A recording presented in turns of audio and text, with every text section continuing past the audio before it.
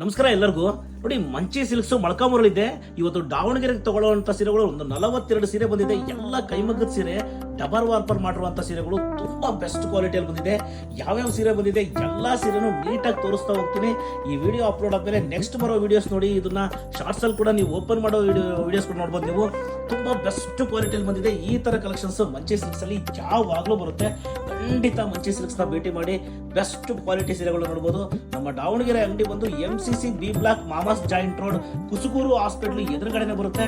ಖಂಡಿತ ಭೇಟಿ ಮಾಡಿ. ಈ ತರ ಬೆಸ್ಟ್ ಕಲೆಕ್ಷನ್ಸ್ಗೋಸ್ಕರ ಮಂಚಿ ಸಿಲ್ಕ್ಸ್ ನ ಭೇಟಿ ಮಾಡಿ.